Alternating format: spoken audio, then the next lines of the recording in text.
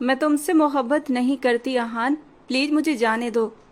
अपनी आंखों की नमी को छुपाते हुए मैंने दिल पर पत्थर रखकर कहा था, लेकिन आहान की आंखें कुछ और ही कहानी सुना रही थीं।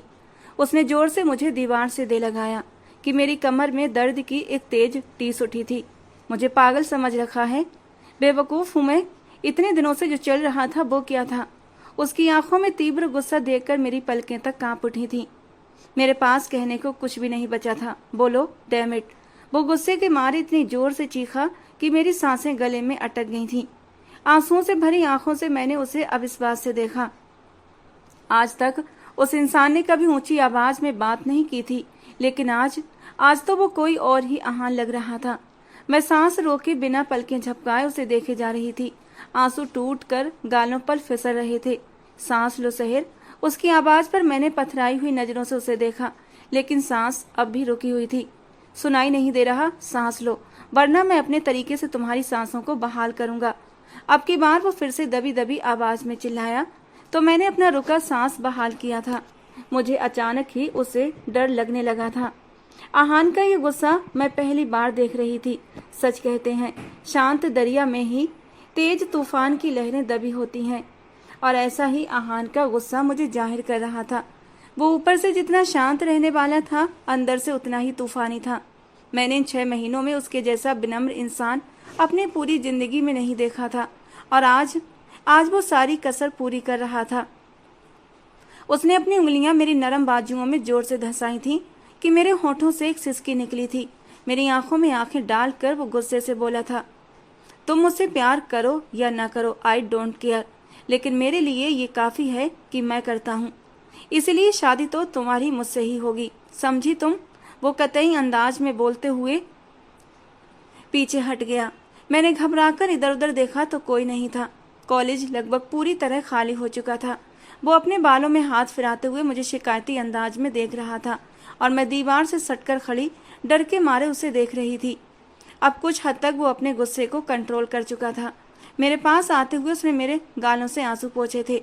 अब वो थोड़ा सामान्य लग रहा था। सॉरी, तुम्हें हर्ट नहीं करना चाहता था, लेकिन सहर, तुम्हारा बार बार इनकार मुझे तकलीफ के साथ गुस्सा भी दिला रहा था।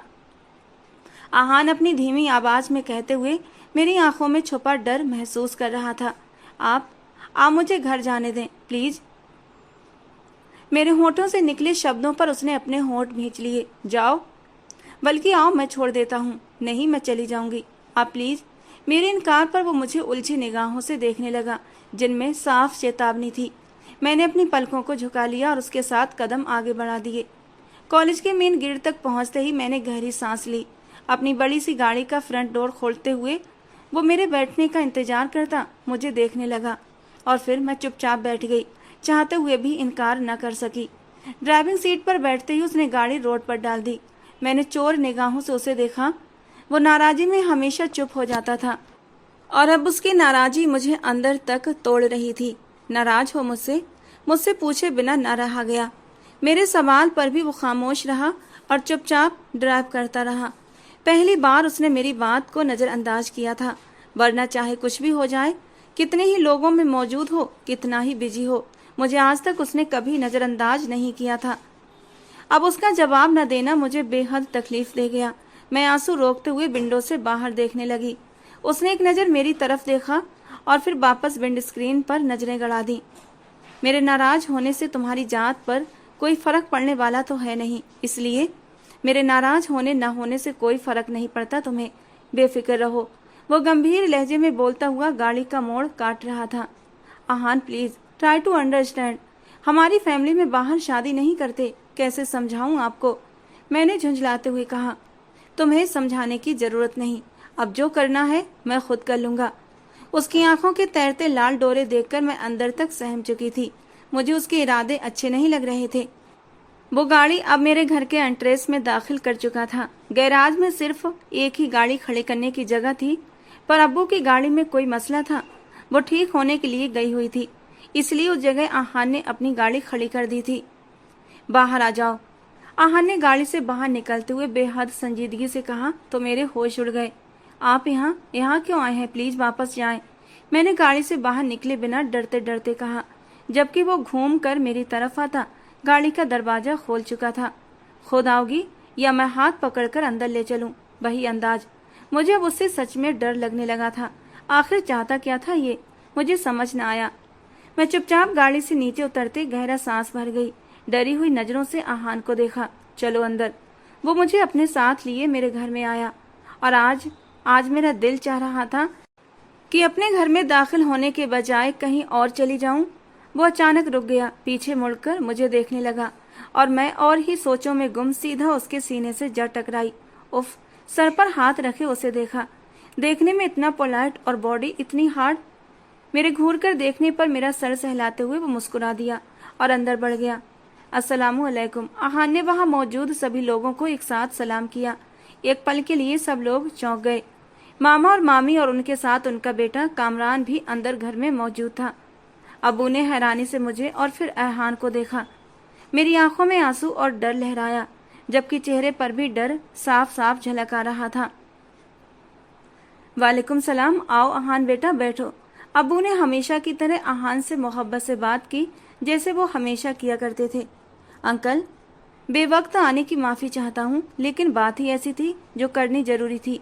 आहान ने उनके सामने बैठते हुए अपनी बात शुरू की और उस पल मुझे लगा शायद सारी दुनिया रुक गई हो। मेरा दिल सिकुड़ कर हलक में आया था। जी बेटा, कहिए। अब्बू ने भी उसकी तरफ ध्यान देते हुए बहुत ही प्यार से कहा था। अरे अशफाक भाई, कौन है ये? कुछ तारुफ तो करवाइए। मामा जान ने बीच में टांग अड़ाई, जबकि मामी जान की आंखों में साफ साफ गुस्सा दिखाई दे रहा था। ये आहान मलिक हैं, जिस कॉलेज में सहर बेटी पढ़ाती है, ये भी उसी कॉलेज में होते हैं। बहुत नेक और शरीफ हैं। अब्बू के लहजे में आहान के लिए इज्जत और मोहब्बत साफ झलक रही थी। अभी कुछ ही देर में आपके ख्यालात बदलने वाले हैं अब्बू। मैंने माथे पर आया पसीना साफ करते हुए दिल ही दिल में सोचा, ये आपका बड़प्पन है अंकल, जो आप इतनी चाहत और मान देते हैं। इसीलिए आज एक दरख्वास्त लेकर आया हूँ। आहान थोड़ा आगे होकर बैठा था और मैंने सांस रोककर उसे देखा।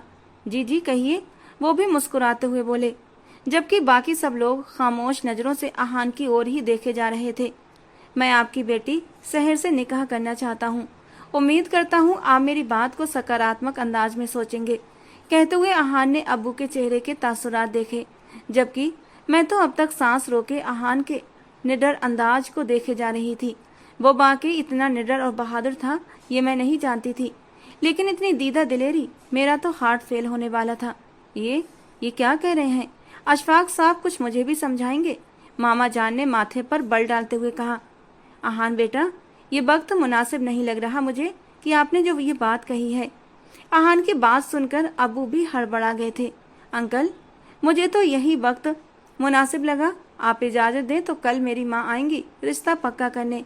वो अपनी तरफ से जैसे सब कुछ सोचे बैठा था। अबू की धीमी आवाज पर आहान मलिक का हौसला और भी बुलंद हो गया था। मैंने माथा मसलते हुए उनकी बातें सुनी थी।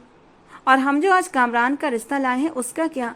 मामी जान ने तल्ख लहजे में पूछा, जबकि कामरान के चेहरे पर गुस्सा साफ जाहिर हुआ। वापस ले जाएं, आहान ने सहूलियत से कहते हुए इस बार माथे पर 2 बल डाले।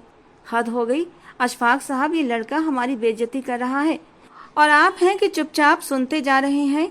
मामा ने मुंह बिगाड़ते हुए कहा। रफीक भाई, अब बैठे, आराम से बात करते हैं। अबू ने उन्हें मसलहत से धीमे लहजे में कहा। हरगिज नहीं, इस शख्स को कहिए यहाँ से चला जाए।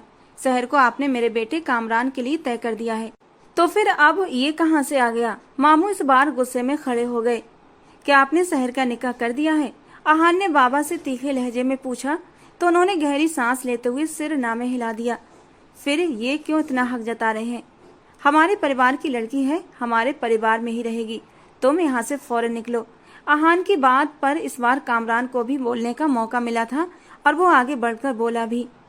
मैंने अपनी आंखें जोर से मीचते हुए ख्यालों में कामरान की बुरी हालत होते देखी। अंकल, मुझे सिर्फ आपका जवाब चाहिए। मुझे किसी अजनबी से बात करने की जरूरत महसूस नहीं हो रही और ना ही मैं कोई बदतमीजी करना चाहता हूँ। आहान मलिक के ठंडे और सख्त लहजे में कही गई बात पर सबको जैसे सांप सूंघ गया था। अशफाक भाई, आप इसे घर से निकालें, क्योंकि शहर तो हमारे ही घर की बहू बनेगी। ये कहते हुए वो आहान की ओर बढ़े थे। ओ हेलो, उठो। शहर का नाम भी लिया तो जबान। मामू के शब्द उनके मुंह में ही रह गए। जब अहान मलिक ने कड़कती नजर उन पर डाली तो वे एकदम से खामोश हो गए थे और चुपचाप बैठ गए। अंकल, मुझे सिर्फ आपका जवाब चाहिए। उनका जवाब ना ही है, इसलिए उठो और जाओ यहाँ से। हम परिवार से बाहर लड़कियों की शादियां नहीं करते। मामू ने फिर से दांत भींचते हुए कहा। मुझे बाबा की चुप्पी पर हैरानी हो रही थी, जैसे वो वहां पर मौजूद ही ना थे। अरे अहान भाई, आप! वाह, क्या शानदार सरप्राइज है।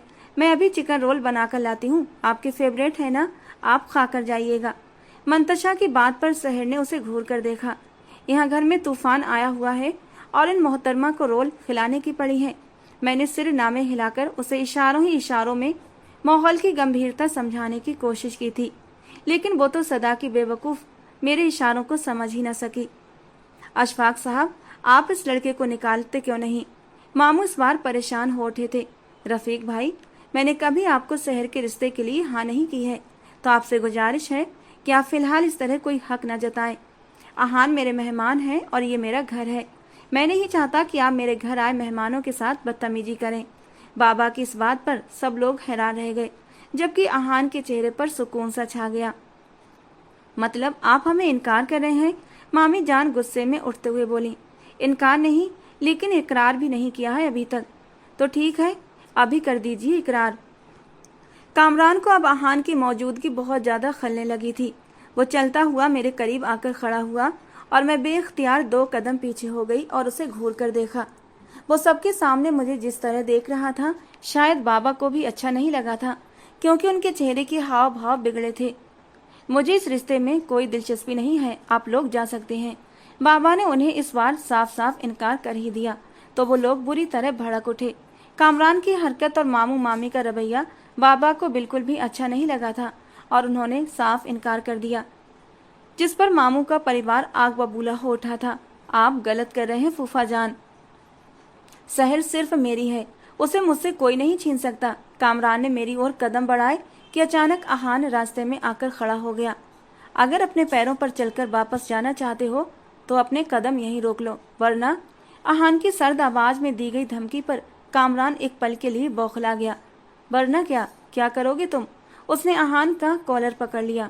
उफ, ये क्या कर दिया कामरान तुमने? सब जानते थे अहान को अपना कॉलर छूने वाले जहर लगते थे। वो कॉलर तक पहुंचने वाले के हाथ तोड़ दिया करता था। अहान ने एक नजर अपने कॉलर पर डाली और दूसरी कामरान के हाथ पर, फिर उसकी कलाई को अपनी मजबूत मुट्ठी में इस कदर जोर से भींचा कि कामरान की चीखें निकल गईं।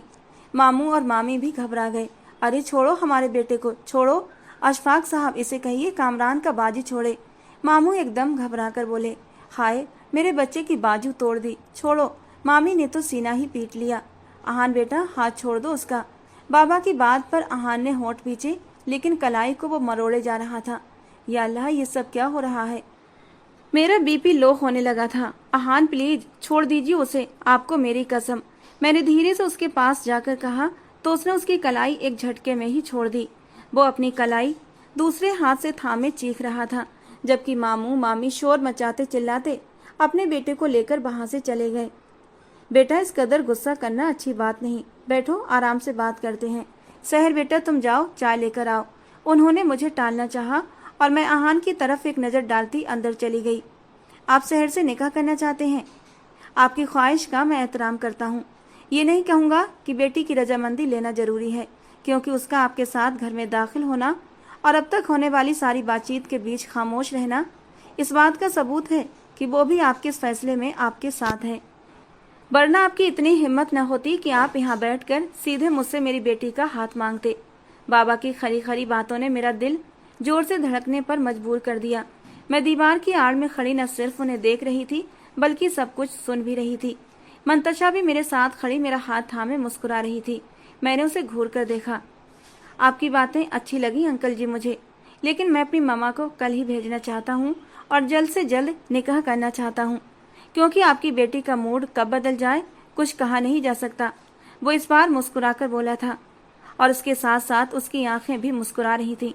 सो क्यूट यार, आपी इतना प्यारा बंदा पकड़ा कहाँ से है यार? मुझे भी ऐसा ही क्यूट बंदा चाहिए। अल्लाह मियाँ, ऐसा बंदा मेरे नसीब में भी लिख देना। वैसे यार आपी, इतने प्यारे टीचर पर तो लड़कियां भी फिदा होंगी, और ये अपने साथ वाली टीचर पर फिदा है। मंतशा ने मुझे छेड़ा।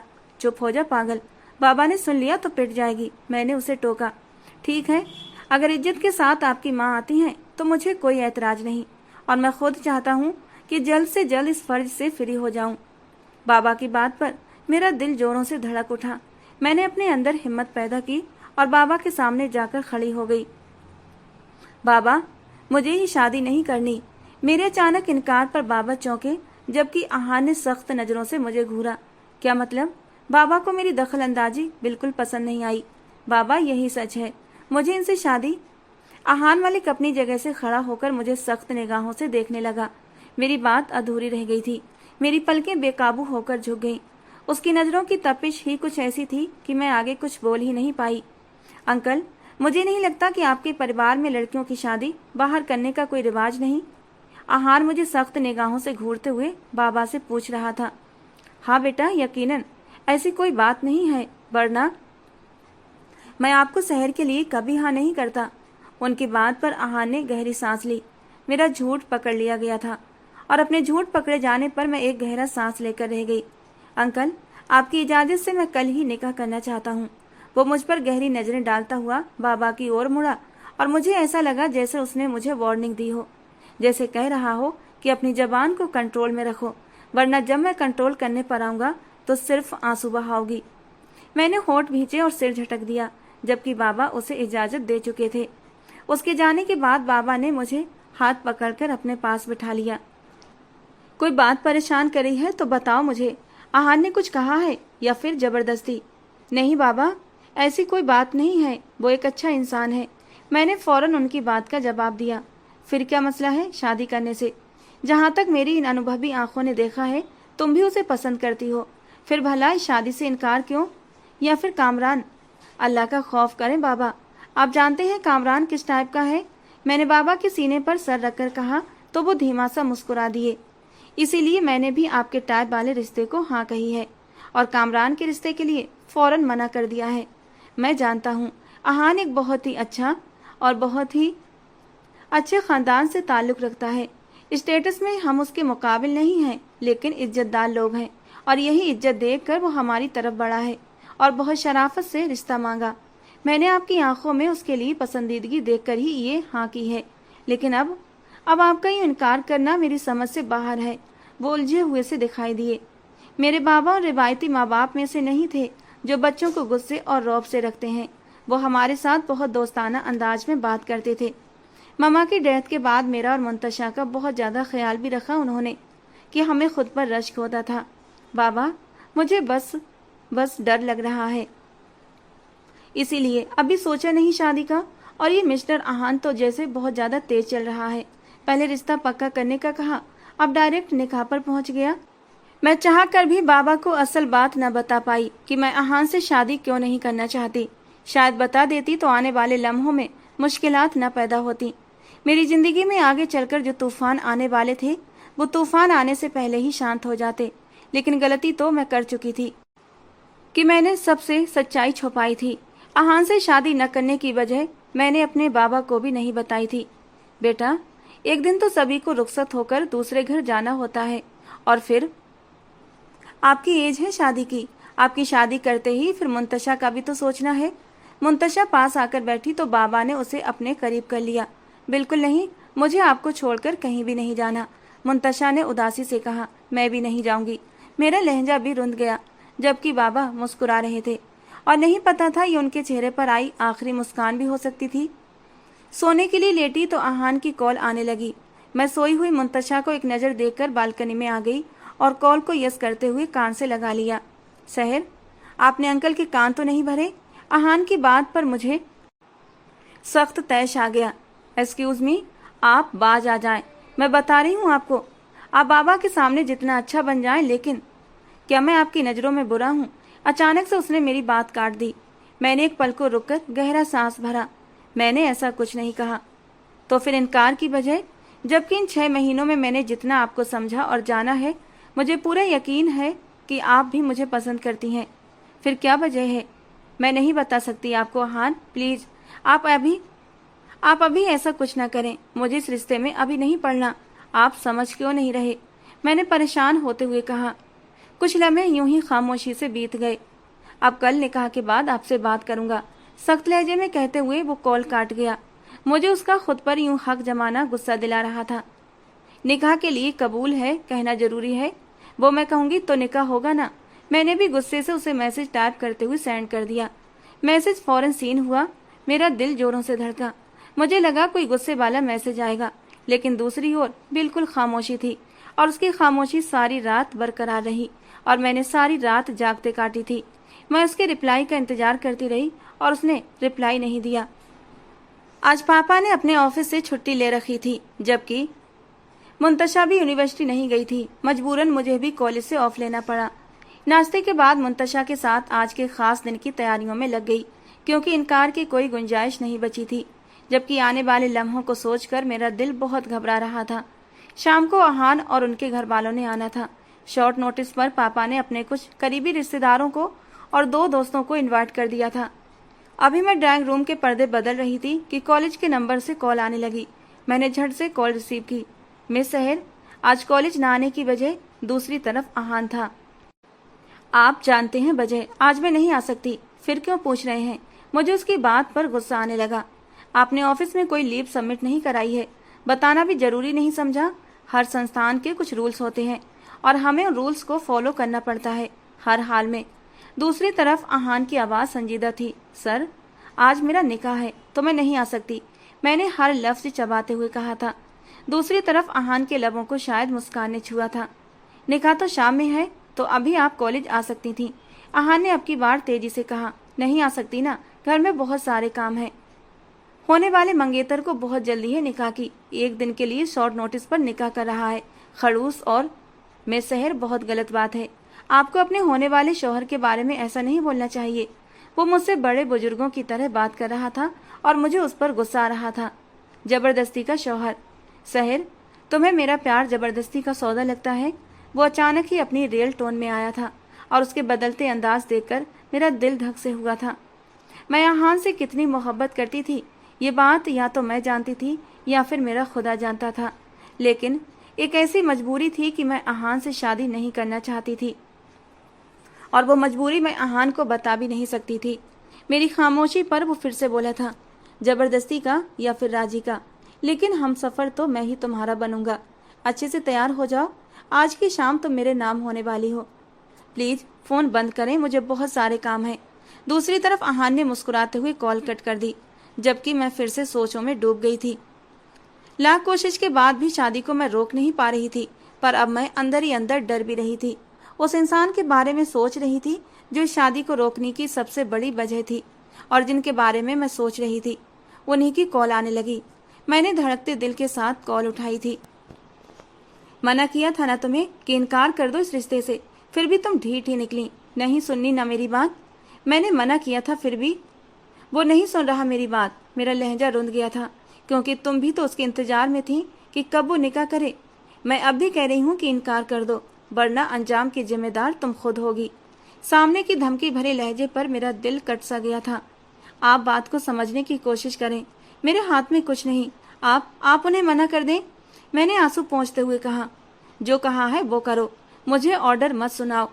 और कैसा प्यार है तुम्हारा, जो इतनी बड़ी बात जानने के बाद भी आहान से निकाह के लिए राजी हो गई। खुदगर्ज लड़की, तुम्हारे लिए आहान की जिंदगी कोई मायने नहीं रखती। अफसोस है, अभी भी वक्त है, इनकार कर दो, समझी तुम, वरना आहान की मौत की जिम्मेदार तुम होगी। कॉल कट चुकी थी और मेरे दिल के अरमानों को बेदर्दी से कुचल दिया गया था। आहान से शदीद मोहब्बत करती थी मैं, लेकिन उनकी जिंदगी को खतरे में नहीं डाल सकती थी। ये बात मैं आहान को कैसे समझाती। कॉल फिर से आने लगी। प्लीज आप मेरी बात समझें, मैं नहीं कर सकती ये सब। आप मैंने बिना नंबर देखे ही बात करना शुरू कर दिया था। सहर, क्या नहीं कर सकती? और मैं इतनी देर से तुम्हें कॉल कर रहा था, तुम्हारा नंबर बिजी जा रहा था। आहान की आवाज सुनते ही मेरे पैरों तले से जमीन खिसक गई और मैंने जल्दी से हड़बड़ाते हुए फोन काट दिया। आहान की फिर से कॉल आ रही थी, लेकिन मेरे अंदर हिम्मत नहीं थी, क्योंकि मुझे पता था आहान बाल की खाल निकालने में कितना तेज है। तंग आकर मैंने फोन स्विच ऑफ कर दिया। सहर अशफाक बिन्त अशफाक अहमद, आपका निकाह आहान मलिक वलद जावेद मलिक से 50 लाख सिक्का रजीउल वक्त तय पाया गया है। क्या आपको ये निकाह कबूल है? गोल्डन दुल्हन के लिबास में जालीदार घूंघट ओढ़े मैं धड़कते दिल को नहीं संभाल पा रही थी। अहान मलिक का डर था कि मेरे मुंह से कबूल है निकला। मौलवी साहब ने फिर से अपने अल्फाज दोहराए तो मैंने लरजते दिल पर काबू पाते कबूल है कहा। 3 बार कबूल है कहते ही निकाह नामे पर दस्तखत कर दिए और अपने सारे जुमले हुकूक अहान मलिक के नाम कर दिए। पूरी तरह मौन छा गया था। बाहर अब वही सब अहान मलिक भी दोहरा रहा था। कबूल है कि मधुर आवाज कानों से टकराई तो मेरे दिल में एक अजीब सी गुदगुदी हुई थी। शादी को लेकर जो भी डर और मेरे दिल में बहम थे मैंने दिल के किसी एक कोने में दबा कर रख दिए थे। ये एहसास ही मुझे गुदगुदाने के लिए काफी था कि मेरा नाम अहान के नाम के साथ जुड़ चुका था। होठों पर एक प्यारी सी मुस्कान आई थी, जबकि गालों पर अहान के नाम की शर्म की लाली। मिस सहर, अगर आज शाम आपने इस निकाह से इनकार करने के बारे में जरा सा भी सोचा तो मुझसे बुरा कोई नहीं होगा। मेरी शरीफियत का नाजायज फायदा मत उठाइए और शरीफियत से निकाह कीजिए, वरना मैंने शरीफी छोड़ दी तो अल्लाह की कसम रुखसती भी आज ही साथ ले लूंगा। और आप जानती हैं, अहान मलिक जो कहता है वो कर कर दिखाता है। मुझे अहान के ये शब्द याद आए और मैंने गहरा सांस लिया। सबने दुआ के लिए हाथ उठाए तो मैं ख्यालों से चौंकी। मुबारकबाद का शोर उठा तो दिल अब एक नई लहर पर धड़क रहा था। मंतशा ने गले लगाकर मेरा माथा चूमा। मामा और मामू की फैमिली में से कोई नहीं आया था। रिश्ते की फूफी थी, वही आई थी। सांस ने अंदर आते ही मेरा चेहरा देखते हुए मेरा माथा चूमा। बहुत प्यारी लग रही हो, अल्लाह तुम्हें हमेशा खुश रखे। उनके अंदाज को देखकर मैं तो एकदम हैरान रह गई थी, वरना मुझे उनसे ऐसी उम्मीद नहीं थी। बाबा ने खाने का इंतजाम करवाया था और अब सारा इंतजाम अहान मलिक खुद देख रहा था, एक बेटा बनकर। सब कुछ बहुत अच्छे से हो गया था। मेरे ससुराल वाले बहुत सारे तोहफे और मिठाइयाँ लेकर आए थे। पूरा घर मिठाई और फलों के टोकरों से भर गया था। मंतशा तो बुरी तरह से परेशान हो गई थी और छोटी सी प्यारी सी अपनी बहन को देखकर मैं बस हंसे जा रही थी। हद है भाई, पूरे शहर की मिठाई और फल उठा लाए हैं। मैं सोच रही थी थोड़ा सा मामा और मामी के घर भी भिजवा देते हैं, आज आए भी नहीं, बाद में कहेंगे मिठाई तक नहीं खिलाई जालिमों ने। मंतशा की बात पर मेरी हंसी को ब्रेक लग गए थे। उसी पल दरवाजे पर दस्तक हुई और अहान मलिक अंदर आता दिखा। कुछ पल की इजाजत हो तो बात कर सकते हैं हम? अहान ने मंतशा से बहुत इज्जत और प्यार से पूछा था। अरे अहान भाई, फिकर नॉट, अब तो ये आपकी ही है। जब चाहे जिस वक्त चाहे बात करें, मुलाकात करें। मेरे होते हुए कौन माई का लाल आपको रोक सकता है? बल्कि जिस भी तरह की मदद चाहिए होगी अपनी इस बहन को याद कर लीजिएगा। मंतशा ने अपनी सेवाएं पेश करते हुए कमरे से बाहर जाते हुए दरवाजा भी लॉक कर दिया। अहान कमरे में अब अकेला रह गया था और उसके साथ बंद कमरे में मेरा दिल जोरों से धड़कने लगा था। मुझे मंतशा पर बेहद गुस्सा आया। वो मेरी बहन थी या फिर अहान की? अहान ने मेरे चेहरे के हाव भाव देखे और 2 कदम चलते हुए मेरे करीब आया। क्या हुआ, घबरा क्यों रही हो इतना? अहान मलिक की आंखें मेरे पूरे चेहरे का एक्सरे कर रही थी। मैंने अपनी पलकों को झुका लिया। मैं नहीं चाहती थी कि वो मेरे अंदर छिपे डर को पढ़ ले, लेकिन मैं ये भूल गई थी कि सामने खड़ा शख्स अंदर तक झांकने की काबिलियत रखता है। किसका फोन था जिससे आप सुबह इतनी डिटेल में बात कर रही थी, और आपकी आवाज में इतनी घबराहट क्यों थी? मेरा फोन भी काट दिया। उसके बाद फोन रिसीव करना तो दूर की बात, फोन स्विच ऑफ ही कर दिया। 2 कदम की दूरी पर खड़ा वो मेरी तारीफ नहीं कर रहा था, बल्कि मुझसे पूछताछ कर रहा था। उसकी बात पर मुझे थोड़ा सा दुख हुआ था। मैंने इतनी तैयारी की थी किस लिए कि एक तारीफ का जुमला भी वो ना बोल पाए। न चाहते हुए भी मेरी आंखें भीगने लगी। कुछ पूछ रहा हूँ सहर आपसे, और आप मुझे नजरअंदाज कर रही हैं, जो अब मेरी बर्दाश्त से बाहर है। वो तो मैं अपनी सहेली से बात कर रही थी, और आप मुझे यूं तंग नहीं कर सकते मिस्टर अहान। मैंने भी इस बार सख्त लहजे में कहा तो वो चुपचाप मुझे देखने लगा और अगले ही पल सारे फासले मिटाते हुए मेरे करीब आया था, और फिर मुझे कुछ समझने का मौका दिए बगैर मेरी कमर में हाथ डालकर मुझे अपनी ओर खींच लिया। मैं सीधा उसके सीने से जा लगी। दिल ने अजीब ही शोर मचाया, धड़कनें बेतरतीब हुई, जबकि उसकी निगाहें मेरे चेहरे का घेराव कर रही थीं। उसने मेरी कमर पर दबाव बनाते हुए मुझे थोड़ा सा अपने और भी करीब किया था। शायद वो जानबूझकर मेरी नाजुकता को महसूस कर रहा था और मैं उसे रोक न सकी। आखिर को अब वो मेरा पति था और हम एक जायज रिश्ते में बन चुके थे। उसकी सरसराती उंगलियों का स्पर्श मैं अपनी कमर के हर मोड़ पर महसूस कर रही थी। मैंने अपनी सांस रोक ली। सहर, मैंने यकीन कर लिया आपकी बात पर, लेकिन याद रखिएगा, अगर कल को कोई बात मुझे पता चली कि आप मुझसे कुछ छिपा रही हैं तो फिर मुझसे शिकायत मत कीजिएगा। वो मेरे चेहरे पर झुकते हुए अपनी गर्म सांसें छोड़ रहा था और मुझे एक पल में बेबस कर गया। मनचाहे शख्स की जरा सी कुर्बत ही हमें दीवाना कर देती है, मदहोश कर देती है, होशो हवास भुला देती है। और मेरे होश तो आहान मलिक को आसपास देखते ही उड़ने लगते थे। और अब कहाँ इतनी नज़दीकी? इतना क्यों घबरा रही हो? अभी तो मैं कुछ भी नहीं कर रहा और तुम्हारा ये हाल है। मैं तो ये सोच कर ही परेशान हूँ, जब कुछ करूँगा तब क्या हाल होगा तुम्हारा। अब की बार गंभीर लहजे में पूछते हुए वो मेरे पेट को अपनी मुट्ठी में जोर से दबा गया था और मेरी सांसों में कंपन पैदा कर गया। आप बहुत करीब, प्लीज थोड़ा पीछे। मैंने उसके सीने पर हाथ रखकर उसे रोकना चाहा, लेकिन फिर वो अपने होंठ मेरे गालों पर रखते हुए खुद ही मुझसे पीछे हट गया। उसके दहकते होंठों का स्पर्श महसूस करते ही मेरा पूरा चेहरा गुलाल हो गया था। वो मुस्कुराते हुए मेरी हालत का मजा लेने लगा। बहुत जल्दी ही रुखसती की बात करूंगा। आपका ये रूप देखकर अब मुझसे एक पल भी अकेले गुजारा नहीं जाएगा। आहान मलिक की बात से जैसे मेरे शरीर का सारा खून मेरे चेहरे पर आया था। You are so soft Mrs Sahar Aahan Malik. वो थोड़ा सा आगे को झुकते हुए मेरे कान के करीब आया था और बहुत प्यार भरे अंदाज में मेरे कान में सरगोशी करते हुए बाहर निकल गया। उसकी यही बात मुझे सबसे ज्यादा अच्छी लगती थी कि वो प्यार भी कुछ उसूलों पर करता था। आज पहली बार वो इतना करीब आया और छुआ भी तो कहाँ, सिर्फ मेरे गाल पर। चाहता तो इन लम्हों को और भी आगे बढ़ा सकता था। आखिर को हमारा एक मजबूत रिश्ता बन चुका था। वो मुझे अपने निकाह में ले चुका था, लेकिन उसने फिर भी अपनी हदें पार नहीं की थी। उसके इस व्यवहार से मुझे बहुत सुकून मिलता था। इस सुकून को सोचते सोचते वो सारी बातें फिर से याद आने लगी जो मेरी बेचैनी की वजह बन रही थी। मुझे समझ नहीं आ रहा था कि कोई इतना बुरा कैसे हो सकता है। आहान इतना अच्छा था और उसके घर वाले। ये बात तो मैं किसी से शेयर भी नहीं कर सकती थी। सिर झटकते हुए मैं वहीं एक ओर बैठ गई। न जाने आगे क्या होने वाला था। कॉलेज में दिन वैसा ही गुजरा जैसे आम दिन गुजरते हैं। बस खास ये हुआ कि सबने निकाह की मुबारकबाद दी थी, शुभकामनाएं दी थी। मैंने आज आहान को बहुत ज्यादा मिस किया क्योंकि आज वो कॉलेज नहीं आया था। उसने छुट्टी ली हुई थी। उसने बताया भी नहीं कि वो क्यों नहीं आया। मैंने 2-3 मैसेज किए लेकिन उसने जवाब नहीं दिया। मैं सारा दिन उदास रही। नहीं पता था कि निकाह के बाद वो शख्स मेरे दिल के इतना करीब हो जाएगा कि एक दिन उसका चेहरा न देखूं तो दिन गुजारना मुश्किल हो जाएगा। रात को ही बाबा ने बताया कि आज आहान घर आए थे जब मैं कॉलेज में थी और मैं हैरान हो गई। अच्छा, लेकिन बाबा मुझे तो पता ही नहीं था। हाँ, इस जुमे को सादगी से रुखसती की बात हुई है और मैं भी चाहता हूँ कि अब ये रुखसती हो जाए। बाबा कुछ परेशान से लग रहे थे। बाबा जान, कैसे कैसे आप मुझे इतनी जल्दी रुखसत कर सकते हैं? अभी तो कल ही निकाह हुआ है और आप कह रहे हैं कि आने वाले जुमे को रुखसती, जो कि सिर्फ 3 दिन बाद है। इतनी जल्दी सब कुछ कैसे होगा? बेटा, इसकी फिक्र तुम मत करो, मैं सब संभाल लूंगा।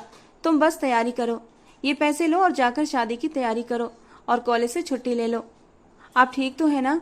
कोई प्रॉब्लम है तो मुझे बताएं। बाबा जैसे सब कुछ पहले ही सोचे बैठे हुए थे और उनकी ये जल्दबाजी मुझे समझ नहीं आ रही थी कि आखिर वो इतनी जल्दी क्यों कर रहे हैं। बाबा, मैं तो इतनी जल्दी रुखसती के हक में बिल्कुल नहीं हूँ। प्लीज आप समझने की कोशिश कीजिए, मुझे थोड़ा सा वक्त दीजिए। मैंने ऐतराज करते हुए कहा, बेटा